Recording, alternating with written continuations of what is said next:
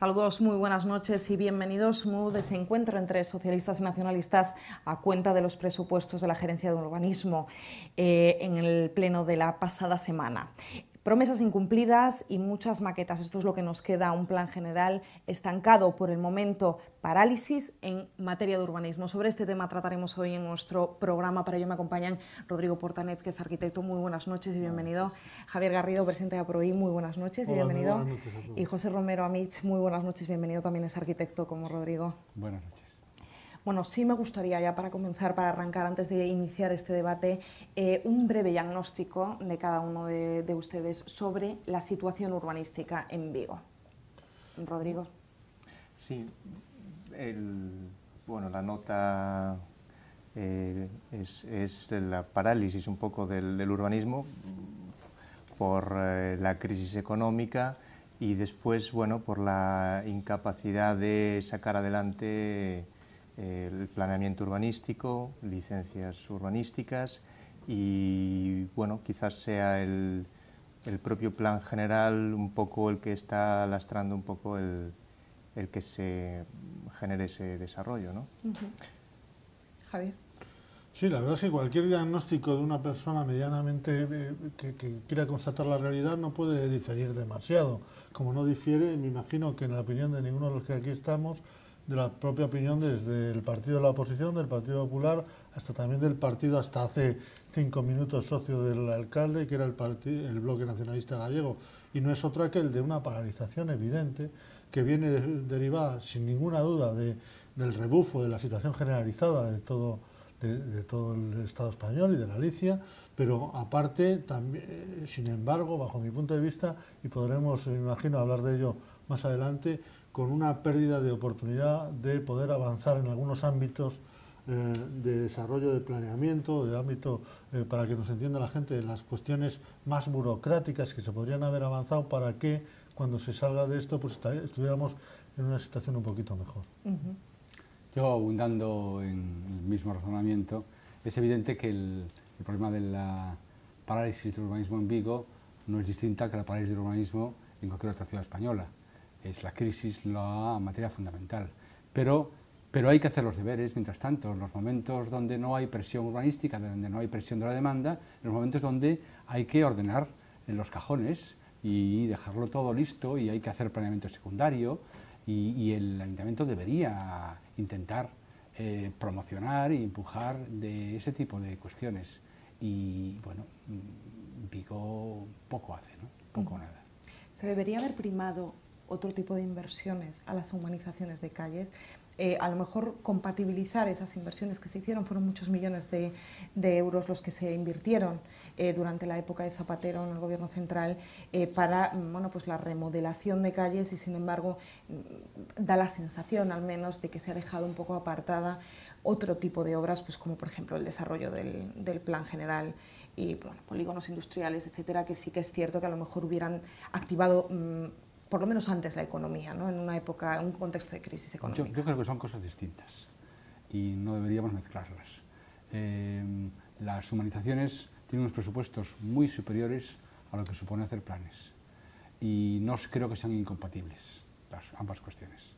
Evidentemente, dentro del plan general de Vigo hay muchos polígonos que son, porque así lo establece el plan general de iniciativa municipal, muchos, y se podían ir gestionando. El ayuntamiento podía ir encargando a equipos externos o redactando en sus propias oficinas muchos planes e ir avanzando en las aprobaciones. Hay mucha burocracia detrás de esto, como decía Javier hace un momento.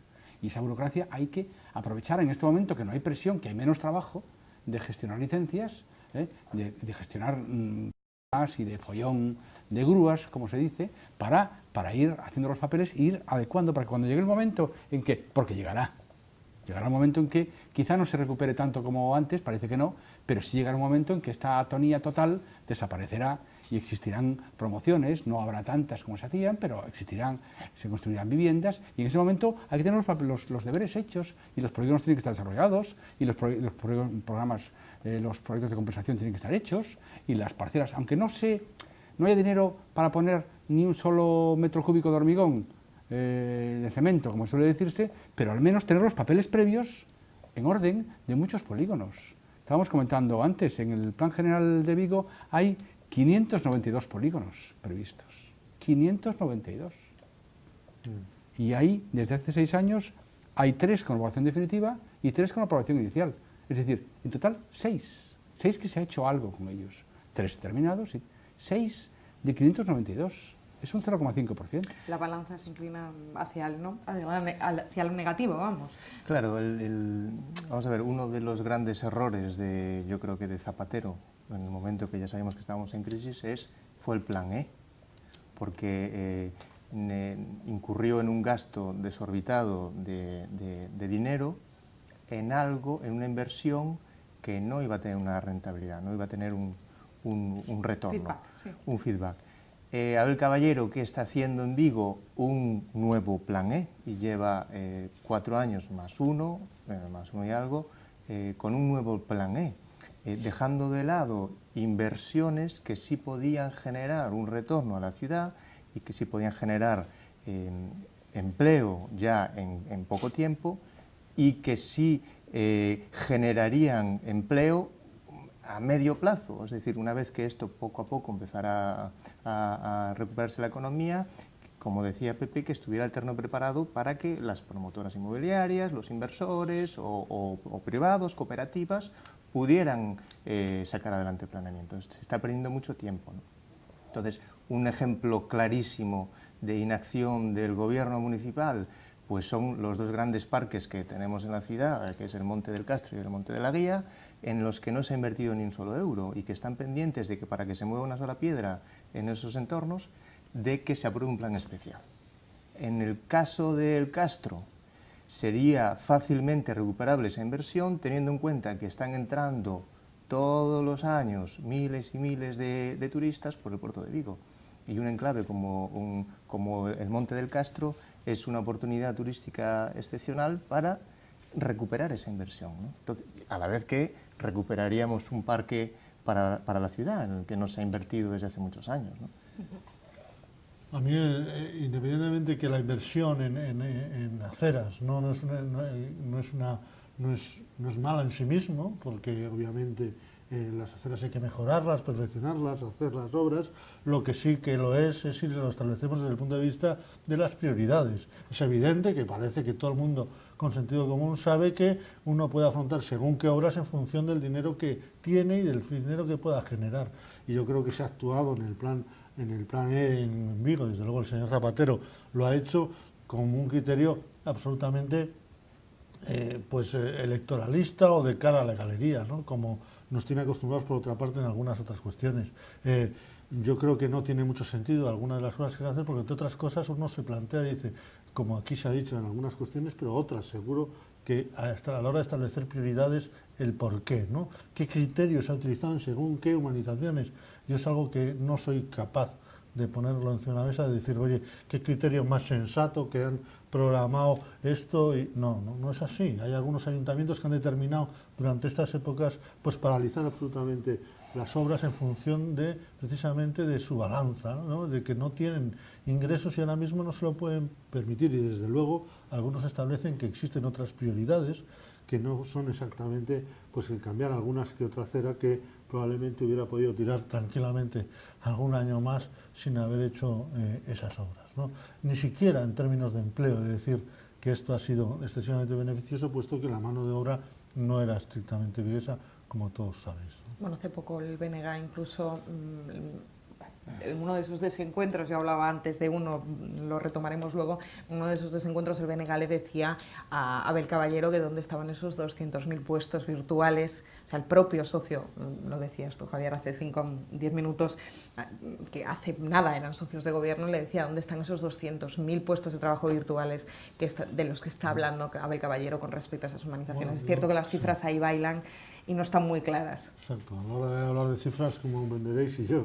En fin, en eso pues, en fin, he tenido la desgracia de tener algún que otro enfrentamiento con el señor Caballero, también respecto a algunas cuestiones como para él en ese momento un tema esencial, fundamental del planeamiento, que bajo mi punto de vista lo ponía en riesgo como era la vivienda de protección, y él no solamente decía que los promotores éramos unos desalmados y poco menos que escoria, y que no queríamos hacer vivienda de protección, y que él se iba a encargar en el primer año de mandato en hacer 6.000 viviendas de protección. Ahí ¿no? vamos, porque es otra de las preguntas. 6.000 viviendas, ¿dónde están esas 6.000 viviendas? Yo no las he visto. No sé si alguno de los presentes... Una de las promesas incumplidas. Es que yo creo que esa promesa partía de una medio verdad. Es que no creo que ni siquiera él pensase en promover 6.000 viviendas. Lo que pensaba es que con ese cambio en el plan general, en el que un polígono tenía que tener un tanto por ciento de viviendas, él pensaba que esos polígonos se iban a desarrollar y parte de esas viviendas pues eran de esa cuenta de las 6.000, ¿no? Lo que pasa es que bueno, se ha visto que es inviable, ¿no? Es inviable. Ya de raíz es una aportación política a un documento urbanístico que no debería de haberse introducido, ¿no? Porque al final la ley del mercado se impone. Eso es inevitable. No vivimos en un régimen comunista, vivimos en un régimen de mercado libre, en el que si un promotor o un inversor compra una bolsa de terreno en una zona determinada, véase el centro de Vigo, no lo va a rentabilizar nunca con vivienda de protección pública, ¿no? La vivienda de protección pública es buena y es necesaria, pero en un porcentaje viable para al final el inversor, que es el que la va a ejecutar, ¿no? Porque estoy convencido que dentro de esas 6.000 viviendas no pensaba Abel Caballero que era él el que las iba a promover, porque es algo inviable para las arcas municipales, ¿no? Entonces volvemos a lo que decía José Romero hace nada, escasos minutos, de que efectivamente si no hay un desarrollo de esos planes, de esos PERIs, etc., que se contemplan, no puede haber viviendas. Claro, es que realmente estamos hablando de 6.000, que era la promesa, pero es que estamos hablando de 0 viviendas a día de hoy, o sea, de 6.000 a 0, es decir, me hubiera dicho, bueno, no he podido más de 1.000, pero... Si los polígonos no se hacen gestionables, no se ejecutan. Entonces, viables, ¿no? Viables, Claro. gestionables, que tengan una rentabilidad en sí mismos, que compense ejecutarlos, al menos que empates, que no pierdas. Entonces, el inversor, que es el que desarrolla la ciudad, con su actuación en los polígonos, dirigido por los poderes públicos, que son quienes deben decir por qué lugares hay que hacerlo y con qué reglas de juego, no van a entrar a desarrollar algo que los números no les salen. Y los números difícilmente salían cuando se aprobó el plan general, pero ahora ya no salen, porque ha habido una reducción del precio del suelo urbanizable, una reducción en algunos ámbitos del 90%. Es decir, que lo que valía 100, ahora vale 10. Yo creo que es bueno... Y Pepe, eso es así. Yo creo que es bueno, Pepe, que si te parece, independientemente de que tú sabes mucho más que yo de planeamiento, y Rodrigo también mucho más que yo, pero sí que me parece bueno, interesante que los telespectadores sepan que el plan general no es otra cosa, aparte de un desarrollo urbanístico, una planificación urbanística de un determinado territorio, de manera práctica es un equilibrio entre cargas y beneficios, ¿no? Bien, pues resulta que en algún momento alguien que no sé si pasaban instrucciones, como decía Rodrigo, bajo mi punto de vista, que no tiene criterios objetivos, desde luego no criterios profesionales, dice, no, es que aquí, como la esperanza es que las viviendas van a valer mucho, el planeamiento puede soportar mucha más carga. Y entonces, como la vivienda de protección se establece como una carga, dice, vamos a poner mucha más carga porque la venta puede soportar, el precio de los pisos puede soportarlo. Bueno, algunos profesionales, no por defensa de unos intereses concretos, sino por una opinión objetiva y profesional del planeamiento, le decíamos, oye, que es que la tendencia no es exactamente esa, y en todo caso hay que plantear una flexibilidad, porque si no nos podemos pegar una bofetada, porque se convierte que el planeamiento, al bajar los precios y mantenerse las cargas, se convierte en inviable. Bueno, esto es lo que ha venido a pasar. Y es lo que en aquel momento anunciábamos, es un poco lo que ahora se bueno, da, ¿no? De todas maneras no hay que olvidar que cuando se hace el plan general se hace en un momento expansivo desde el punto de vista inmobiliario. ¿Cuándo empezó? No, cuando se aprueba el plan general... Hace 4 años. No, el plan general se aprueba hace... 2008. En el 2008. Al principio de 2008. Agosto 2008 entra en vigor. Acompañan Rodrigo Portanet, que es arquitecto, muy buenas noches y bienvenido. Javier Garrido, presidente de APROI, muy buenas noches y bienvenido. Buenas noches a todos. Y José Romero Amich, muy buenas noches, bienvenido, también es arquitecto como Rodrigo. Buenas noches. Bueno, sí me gustaría ya para comenzar, para arrancar, antes de iniciar este debate, un breve diagnóstico de cada uno de ustedes sobre la situación urbanística en Vigo. Urbanísticas y bueno, quizás sea el propio plan general un poco el que está lastrando un poco el que se genere ese desarrollo, ¿no? Javier. Sí, la verdad es que cualquier diagnóstico de una persona medianamente que quiera constatar la realidad. Saludos, muy buenas noches y bienvenidos. Muy desencuentro entre socialistas y nacionalistas a cuenta de los presupuestos de la Gerencia de Urbanismo en el pleno de la pasada semana. Promesas incumplidas y muchas maquetas. Esto es lo que nos queda, un plan general estancado por el momento, parálisis en materia de urbanismo. Sobre este tema trataremos hoy en nuestro programa. Para ello me acompaña.